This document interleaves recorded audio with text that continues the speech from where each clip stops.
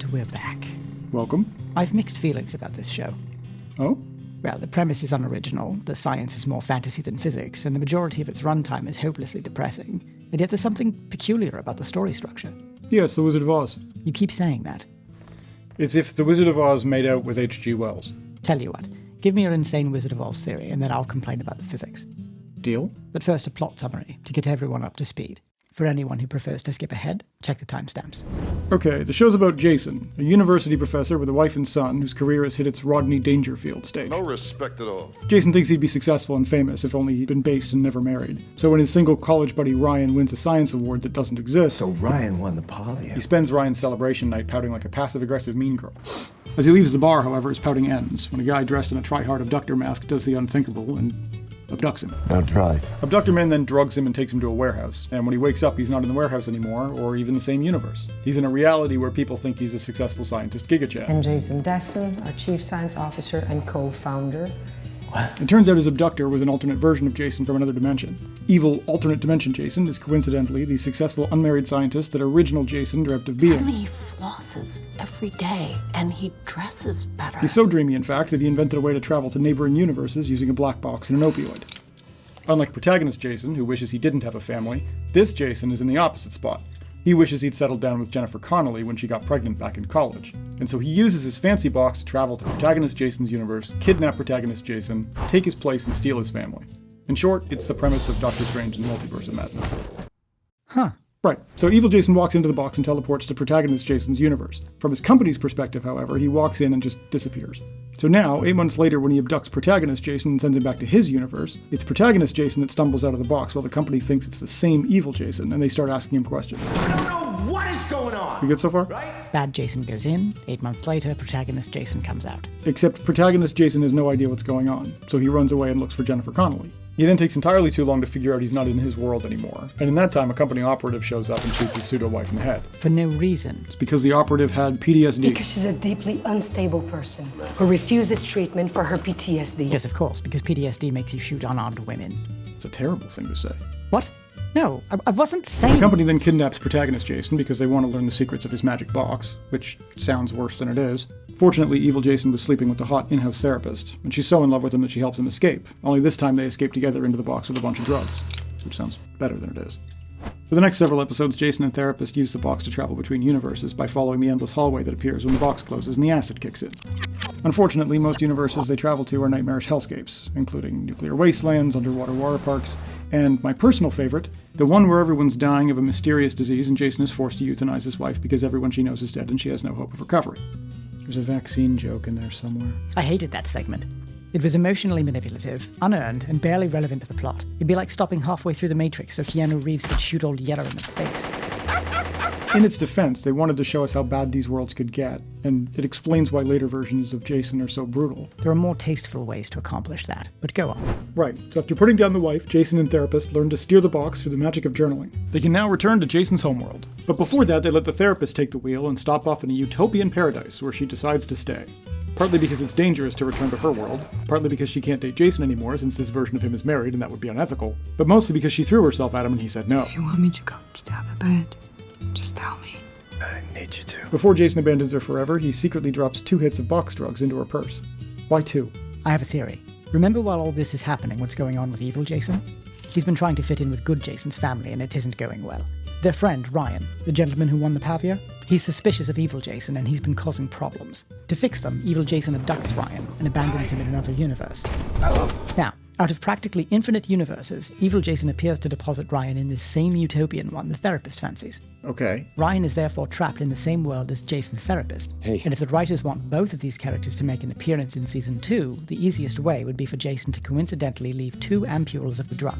One for her and one for Ryan, allowing both of them to leave that world using the box. Okay, so Jason has no reason to leave more than 1 hit of the drug. His character has no reason, no. He only does it as a kind of metagaming so the writers can keep their characters around. I can't think of another reason she'd need 2. They want you to think it's so she'll have 2 chances to hop universes in case she makes a mistake, but I'm not buying it. We'll find out in later seasons if I'm right.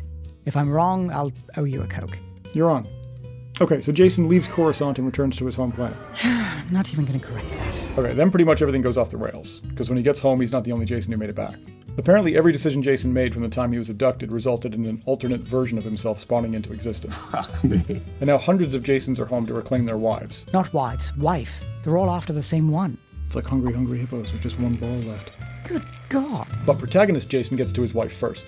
He tells her what's happened and proves it by having her call the evil abductor Jason she's been living with for the past month. She then agrees to collect their son and escape with protagonist Jason by meeting up with him at the Beam, which I'm told is a Chicago art installation and not a hilariously graphic euphemism. Behave. Meanwhile, hundreds of Jasons join Reddit and conspire on how best to take out abductor Jason and recapture their collective wife, who they won't stop texting, and frankly, it's a little sad. Long story short, the family is on the run from all the duplicate Jasons until there's a showdown at the lake house with many Jasons trying to kill each other. Yeah, which sounds like the greatest Friday the 13th movie ever made.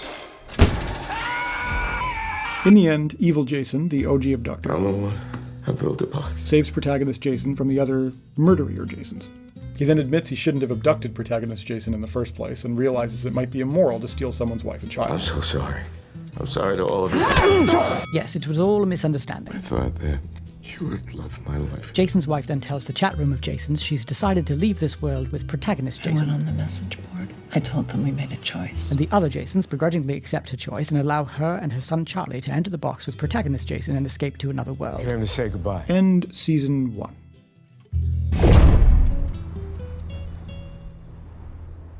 Right, now how is this the Wizard of Oz? Narrow the show to protagonist Jason's perspective. What's his arc? Right off the bat, he's unhappy with life and wondering what could be. I loved our life. There were times that I thought, what if? This is our Dorothy, dreaming of giga-chatting over the rainbow. Suddenly, a mysterious outside force shows up, knocks him out, and whisks him off to another world. As a plot device, evil Jason is functionally identical to Dorothy's tornado. He sends the protagonist off to Oz and doesn't show up again until the overall character arc is finished. When Jason wakes up, he's in the exact same world he dreamt of, just like Dorothy. In his case, it's a world where he's a successful scientist who never married. For Dorothy, it's Oz. And like Dorothy, he immediately panics and realizes he doesn't want to be there. Jason? He wants to go home to what's familiar. I'd give anything to get out of Oz altogether. To get there, he's presented with the endless hallway that generates whenever he gets in the box. That's your yellow brick road. And throughout his journey, he meets new friends. You got your Tin Man, represented by the therapist, a character who's lost the man she loved and spends the show searching for her heart. I only had a heart. You've got the other test subject lady who used the box and got lost. We didn't talk about her earlier. She's the one who got traumatized after landing in the wrong worlds. She can't find her way home again until she finds her courage. Sure won't come. I'll leave when I'm ready. That's your cowardly lion. I do believe in spooks. And then there's your college friend, Ryan, who in Jason's universe won the Pavia Prize, but in all the other universes he just wanders around with less intelligence and recognition, feeling in every universe like he isn't whole. I know I don't look like it, but I was a pretty smart motherfucker back in the day. That's your Scarecrow in search of his brain. You're suggesting these comparisons are intentional. I don't know. Fits? And who's his wife supposed to be? Toto? Of course. Don't get caught up on the companions. The point is that Jason's arc is the same as Dorothy's. Like her, he immediately wants to go back to what's familiar, but he can't until he learns to appreciate the life he left. He visits strange lands that teach him to be thankful and satisfy his original longing for another world while making him cherish what he had. And in the end, how does he get home? He uses the tool of his enemy, the one he woke up with when he landed in Oz, the ruby slippers, aka the box. And he realizes he could have clicked his heels together to get back to Kansas the whole time if only he'd had the right words in his heart. There's no place like home. See? Same arc. Yes, only when Dorothy gets home she isn't confronted with 1,000 doppelgangers trying to kill her. You're right, that would have been better. But I take your point. Jason's growth ends when he returns home. Everything that follows is tying up the plot. The writers want you to compare the story to It's a Wonderful Life, which is why they drop an Easter egg on the theater marquee. But that doesn't work so well. Jimmy Stewart actively decided to leave his life in that movie, which Jason didn't. And Jimmy's decision to leave was about what was best for his family and the world, not what was best for him. If it hadn't been for me, everybody'd be a lot better off. Doesn't fit so well. Wait, when we started, didn't you say something about it being The Wizard of Oz mixed with H.G. Wells? Oh, it's actually kind of cool. If you watch the show from evil Jason's perspective, it turns into the time machine. A scientist can't handle the loss of his wife, so he invents a time machine to change the past and get her back. Pretty much the same. Well, except the box isn't a time machine. Sure it is. You can go to an alternate universe where a single event in history was different. I had a full academic scholarship. My dumb ass got a DUI the summer after my senior year. I was at a party with my buddy. We were wasted, so he flipped a coin and I lost. It's the same as taking a time machine to the past, changing one thing, and going back to the future again. Which is what the protagonist from the time machine was trying to do. He wasn't trying to live in the past, just change it so that his wife survived, so they're effectively the same. Anyway, I don't want to spoil the time machine, so I'll just say the hero hits a paradox problem, and the story is him coming to terms with that. Evil Jason's arc is similar. He can't have his wife back because his decision to end their relationship and terminate her pregnancy changed him. Now he's incompatible with his family. She isn't his wife and their son isn't his son, so it can't work. And by the end he figures that out and makes peace with it. That's the subtext anyway. His marriage with Jennifer Connelly looks the same as the protagonist's, but every piece was swapped out. I was burning with envy. Well, you've all been through things I can't imagine. And they've shaped you into an even more perfect puzzle that can only fit one another. It's sort of a relationship of Theseus problem. You're just bragging you went to college. I'm agreeing with you. Oh, good. It's an interesting idea. Dorothy from The Wizard of Oz has her home stolen by the protagonist of the Time Machine.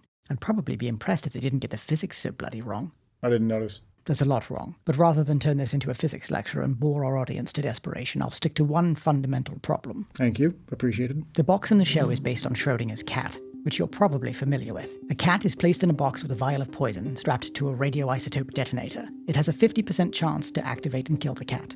According to quantum physics, as long as the box remains closed and its contents unobserved, the cat is literally both alive and dead at the same time. Cat is both alive and it is dead. Then, when the box is opened, the contradictory possibilities of a living or dead cat collapse, and the cat becomes either alive or dead. Observation interferes and forces a single outcome.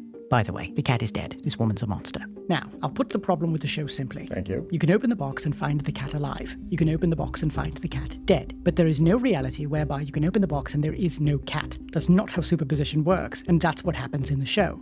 Jason's box is based upon this thought experiment. As such, it is no more than a container that perfectly blocks all communication with the outside. They confirm this in the show. It's full of smart materials that generate fields, cancel out whatever radiation or sound tries to make it inside. It's like the world's most advanced noise-canceling headphones. A drug is then taken to shut down part of the brain so that the occupant is unable to observe himself while remaining conscious, which is absurd, but we'll gloss over that. You asked me to build a drug that would alter the brain chemistry of the prefrontal cortex to put certain areas of it asleep. The point is, all the box does is put someone into superposition, like the cat. And if it worked, maybe you could interact with other versions of yourself while inside. Some who chose to stand on the left side of the box, for example, while you chose the right. Those may spring into existence. But the box itself has no technology to allow the occupant to permanently teleport to another universe. That's not how superposition works. Once the box is reopened, some version of Jason must emerge. Of course, if they'd thrown the equivalent of a flux capacitor on the side and said the box could perform some fantastical feat to shift universes, I wouldn't complain. I mean, you might. But the idea that superposition makes you physically vanish from your universe, especially after the box is reopened, that doesn't work. Well, the show spends no time on the physics. They don't care if it makes sense. Yes, cue the Austin Powers clip. I suggest you don't worry about this sort of thing and just enjoy yourself. That goes for you all, too. And of course, there are more glaring plot holes, such as why we end up with hundreds of protagonist Jasons running around but only one antagonist Jason, despite him going in and out of the box many times. Wait! But to be honest, my main issue with the show isn't the physics or the plot holes. It's that the whole thing was miserable. Well, yeah, I know it wasn't exactly uplifting. It's more than that. Look at the show's theme of regret. You didn't include it in your Oz and Time Machine comparisons, but it's crucial to the motivation of both Jasons. It's what ties them together. My Jason probably told himself he was giving you a shot at the path not taken for you and him. Remember, protagonist Jason and antagonist Jason were once the same man. When their girlfriend got pregnant in college, antagonist Jason told her he didn't want to be a father. And you said that you were busy with your research and that I deserve better? She ended the pregnancy and their relationship never recovered. Because Jennifer Connelly can't forget about the baby. Forget about the baby. I can't. Antagonist Jason's regret over losing his girlfriend and child led him to become a prolific scientist and inventor, and caused him to abduct the protagonist and begin the show's plot. Meanwhile, protagonist Jason chose to start a family and forego an illustrious career. I said to you at the end of my life that I would rather have memories of you than of a cold, sterile lab. He spent the rest of his life regretting that decision, and secretly pined over what could have been if he'd only walked away. There were times that I thought, what if? On the surface, both Jason's arcs are hopeful. They each come to terms with their choices and let go of their respective regret by the season's end. But any positive messaging is undercut by the utterly bleak implications of the story world. You're talking about the meaninglessness of a multiverse where every decision is arbitrary. Well, yes, but it's actually worse than that. Oh, good. The show introduces horrors it doesn't fully acknowledge. See, when protagonist Jason makes it back to his world, he seeks out his wife. And out of hundreds or thousands of Jasons, she chooses to be with this one, because he is the one true Jason, correct? Right. Wrong. This is the lie. I don't follow. All duplicate Jasons were created after his abduction. The show acknowledges this during the bar scene. Different versions of us would spawn in the box. Every choice I made in there created a different Jason. Think about what that means. It doesn't mean that each of these men were married to different versions of Jason's wife in different universes. It means all of them were married to this exact woman. lived this exact life, on this exact world, had this exact son, right up to the moment of their abduction. Every one of them was the same Jason that was abducted and put in the box. The duplicates only spawned from decisions made after that point. Different versions of us would spawn in the box. Okay. Therefore, at the end, when protagonist Jason leaves with his family, he isn't special. He's just the Jason the show followed and the one that made it to his wife first. To understand the true misery here, imagine the show followed another Jason. Here's the story of a man abducted from his world, who clawed his way through apocalyptic universes, who stayed faithful to his wife despite a beautiful woman offering herself to him during the most stressful and frightening ordeal he'd ever experienced, and with no guarantee he'd ever see his family again, who returned home to find hundreds of versions of himself with murder in their eyes, and now, worst of all, he's forced to relinquish his wife and child to another random copy of himself, with no greater claim than his own. No! Why should he get this? Solely because his wife saw that guy first. Well, what she wants. And then he's got to live in a world with hundreds of doppelgangers and no family. It's a nightmare. Unless Jasons are bisexual narcissists. Then it's the happiest ending ever put to film. And that's not mentioning the countless Jasons who died before making it home. Okay, we get it. Am I wrong? No, that all makes sense. Thank you. But there's a hopeful way to look at it. I'm listening. Okay, look at the Jasons at the end of the show. What do you see? I don't know. They're disheveled? Unhappy? Sure, they all lost their family, but how similar are they? Fairly different. Actually, the actor does do a good job of portraying subtly different personalities. Subtly different? Why don't I just cut you? Why should he get them? Let him through! Okay, quite different. And all these Jasons are different versions of protagonist Jason created after his abduction. That's what you said. Well, to be fair, there could theoretically be a few from offshoot universes. Right, but most of these guys were the same man a few weeks ago, yeah? At least most, yes. What does that tell you? That they had different experiences with the box that made them different people. No, that they made different choices. Forget the show for a second. There's a bunch of unhappy people in the world. A lot of them think that they're doomed to stay miserable because they're losers, right? They can't get ahead because there's something inherently wrong with them. And meanwhile, there's a load of people around them that are rich and happy because they were basically destined to be that way, like an ingrown characteristic. Determinism. Yeah, you're stuck with whatever role you drew at birth. But what's cool about this show is it's arguing the opposite. In this story universe, there's a version of you, somewhere, that takes every possible path at every possible fork in the road. Meaning regardless of where you came from, you can always make different decisions. And those decisions quickly change your personality to match your behavior. Get it? According to the show, you can change your behavior to change who you are, and you've always got complete freedom to choose. Like, you don't steal because you're a thief because you steal. You don't want to be a thief anymore? You stop stealing. You want to be honorable? You choose to put others first. According to the show, you can be a completely different person in like 30 days. Huh. That's actually a nice take. Don't you see, Sam? We have the opportunity to imagine what could be, unburdened by what has been. Oh, God damn it! What? You're never serious. That whole diatribe was just to sneak in a right-wing dog whistle. I thought that was a left-wing dog whistle. This channel isn't political. You need to relax. You don't think this show is hiding a hopeful message about free will at all? Honestly, the show didn't hook me. It's a midlife crisis story hiding behind borrowed science fiction. And that could be cool, but the characters weren't deep enough to connect with, the worlds they visited weren't creative or original, and nothing fun happened until the last 2 episodes when the show becomes a slasher adaptation of Multiplicity, which is an idea I could get behind. You could improve it a bit if Jason and his wife were near divorce in the beginning. Say they have a big blowout fight right before he's abducted. He resents her for wrecking his life. She resents him for becoming boring. And the whole show has tension because you've got an open story question the whole way through. You don't know if they'll reconcile even if he makes it home. And suddenly rejecting the therapist has meaning. It shows he's rediscovered love for his wife. He's made a decision. Instead, all we get is a guy who wonders if he could have been happier single, who gets lost for 7 episodes and finds his way home. It's bare bones. Needs more. Anyway, aside from sometimes being too dark to see what's happening on screen, it's a professional-looking season of TV, put together by some clearly talented people, and it could have been a lot more interesting. But since most of the show's ideas are taken from other multiverse media bouncing around in the last 15 years, I figured we'd take the time to talk about what this particular multiverse implies, which is what I thought you were doing. And in that case, yeah, there's a message in there that's kind of hopeful about free will. All right, fair enough. The depressing message is actually in the inciting incident. Jason's abduction. No, Jennifer Connelly's pregnancy. From the second she gets knocked up, Jason's life is ruined. Doesn't matter if she keeps the kid or not. He's permanently miserable either way. The show's basically an elaborate abstinence PSA. You know, you might be right. That's the moral of the story, Sam. Sex can ruin your life. If it does, apparently drugs will fix it. Oh, God, we're never getting monetized.